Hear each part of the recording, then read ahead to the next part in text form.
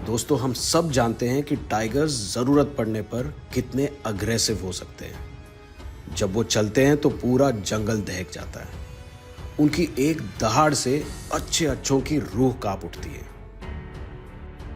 लेकिन आज के इस व्लॉग में हम आपको ताडोबा के एक बहुत ही बोल्ड मेल टाइगर की बिल्कुल अलग साइड दिखाने वाले हैं। एक ऐसी साइड जिसे देखते ही आप तुरंत उससे मिलने के लिए ताडोबा पहुंच जाओगे। तो कौन है ये टाइगर और ऐसी क्या खास बात है इसमें? जानने के लिए देखते रहिए हमारा आज का ये व्लॉग बिल्कुल एंड तक।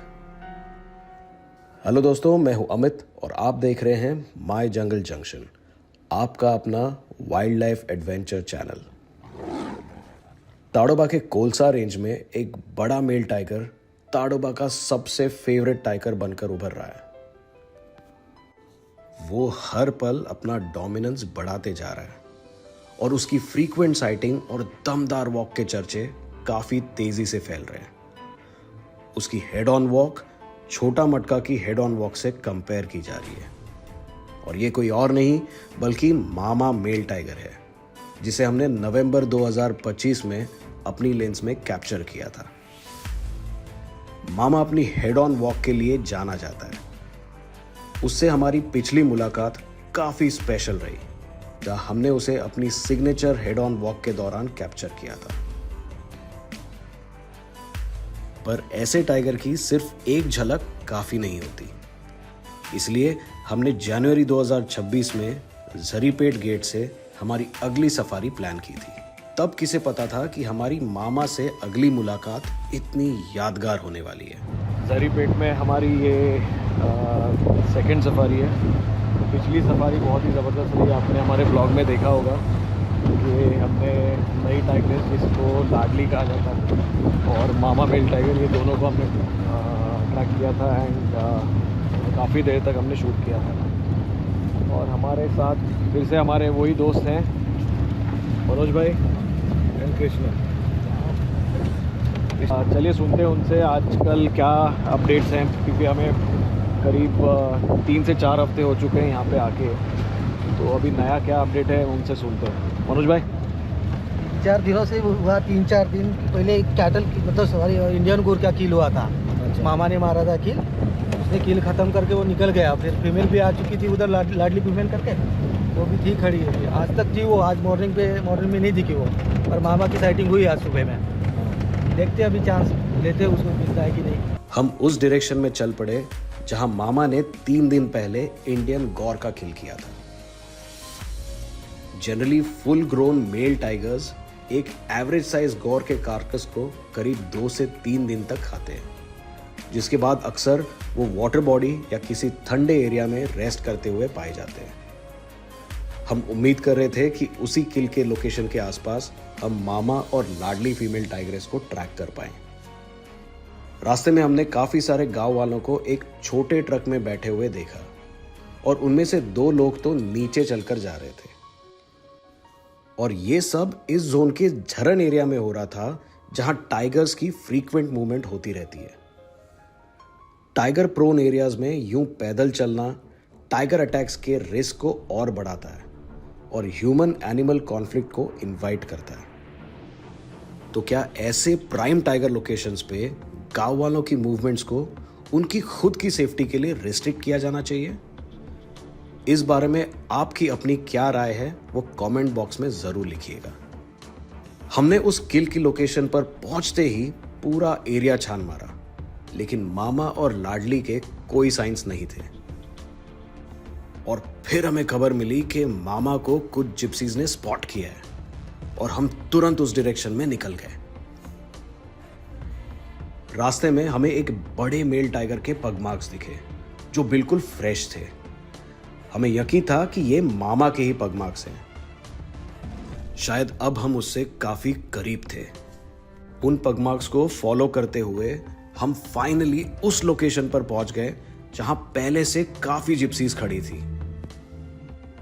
और तब मैंने मामा को करीब 20 फीट के डिस्टेंस पर लेटे हुए देखा और उसे कैप्चर करने लगा। यहां का नजारा एक ओपन थिएटर जैसा था, जहां सामने वाली जिप्सीज ने आगे की सीट्स पकड़ ली थी और हम पीछे के रो से उसे देख पा रहे थे। अक्सर दोपहर की धूप से बचने के लिए टाइगर्स छांव में लेटकर आराम करना पसंद करते हैं और जनरली 5 बजे के बाद ही उनकी मूवमेंट्स होती है। उस वक्त दोपहर के 3 बज रहे थे। वहां करीब 15 जिप्सीज खड़ी थी, लेकिन मामा को इससे कोई फर्क नहीं पड़ रहा था। अगर उसे कोई तकलीफ थी तो वो थी मक्खियों से, जो उसे बार बार तंग किए जा रही थी और जिनकी वजह से वो उठकर ओपन एरिया में आ गया, जहां उसकी सारी मूवमेंट्स कैप्चर करना आसान हो गया। वहां मौजूद सभी टूरिस्ट मामा के उठने के इंतजार में थे। That's mama male tiger. दूसरी बार इसे देख रहे हैं। पिछली बार भी मॉर्निंग सफारी में हमें दिखा था। आज भी यहाँ पे एज यू सी तीनों गेट की जिप्सीज यहाँ पे आके रुकी हुई है and we could get a clear view of him. काफ़ी कोऑपरेशन किया, जिप्सीज थोड़ी आगे पीछे हुई and then we eventually got a clear shot of मामा। फिलहाल अभी सो रहा है, everyone's waiting for him to get up. जैसे वो उठता है और वो चलना स्टार्ट करता है, आई थिंक दैट्स वेयर उसका फिर से एक हेड ऑन शॉट मिलने के चांसेस हमें मिलेंगे। I am really looking forward to it. लेकिन टाइगर साइटिंग बहुत ही पेशेंस का काम होता है। कभी कभी टाइगर की मूवमेंट का इंतजार करते हुए घंटों बीत जाते हैं। काफी टूरिस्ट इम्पेशेंट होकर वहां से निकल गए और लकीली हमें मिला हमारी जिप्सी आगे करने का एक गोल्डन मौका। अब हम उससे सिर्फ 15 फीट की दूरी पर थे और उसकी हर मूवमेंट कैप्चर कर रहे थे। उसकी बॉडी लैंग्वेज बहुत ही अडोरेबल थी। इतना बड़ा मेल टाइगर बिल्कुल एक बच्चे जैसा अपसाइड डाउन सो रहा था।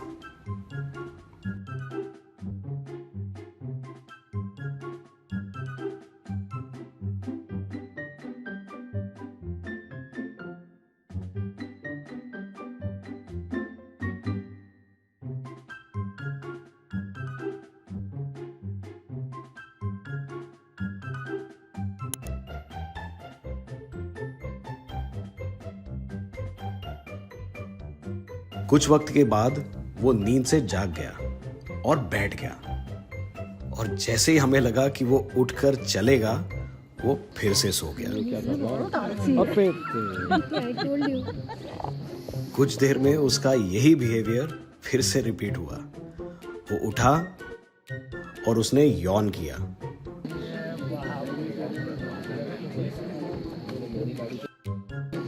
और फिर से लेट गया, लेकिन इस बार वो फिर से उल्टा लेटकर सीधा हमारी तरफ देख रहा था।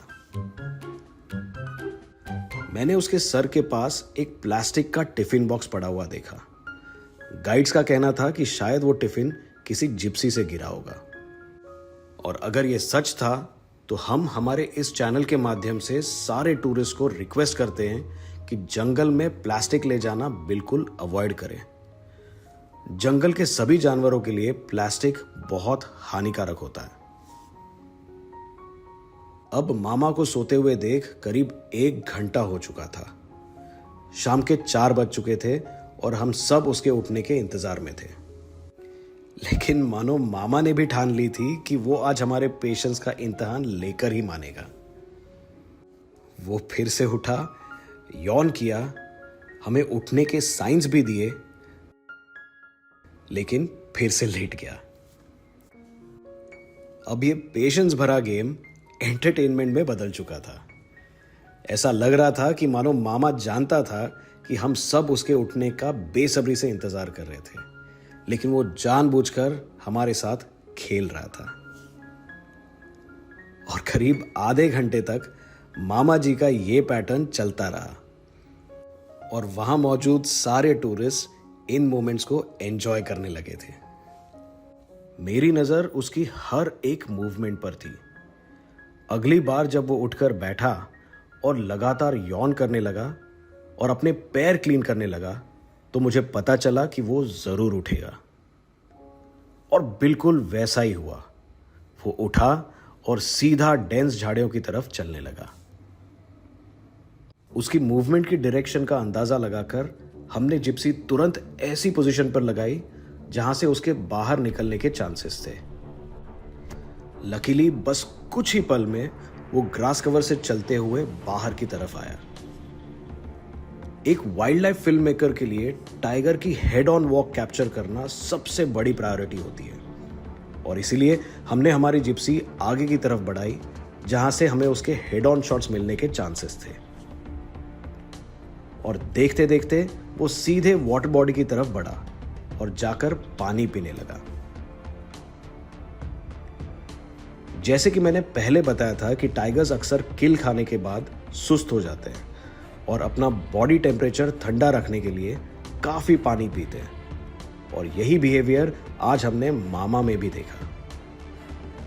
करीब 10 मिनट नॉन स्टॉप पानी पीकर मामा हमारी ओर बढ़ा।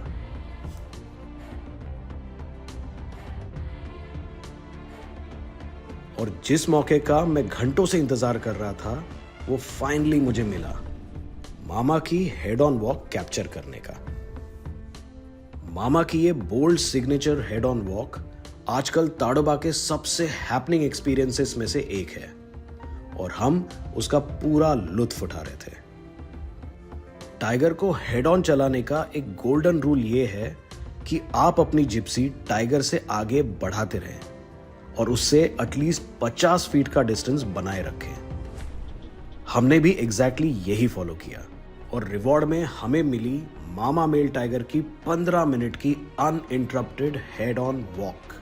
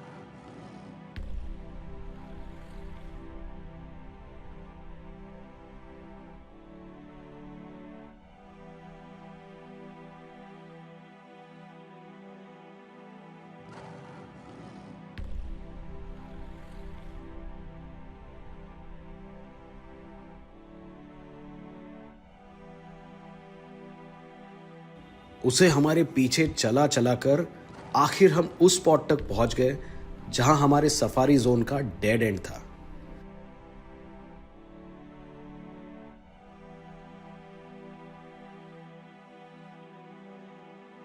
और तब जाकर हमने जिप्सी साइड में रुकाई और मामा को आगे बढ़ने का रास्ता दे दिया।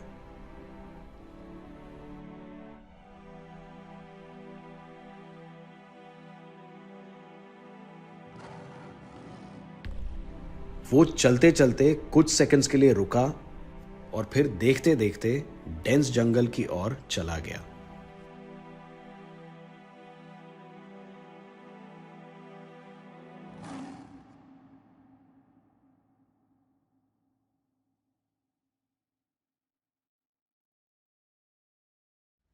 लगातार 3 घंटों तक मामा की लेजी, क्यूट और बोल्ड मूवमेंट्स कैप्चर करते करते पता ही नहीं चला कि शाम के 6 बज चुके थे और एग्जिट गेट की ओर मुड़ने का वक्त हो चुका था।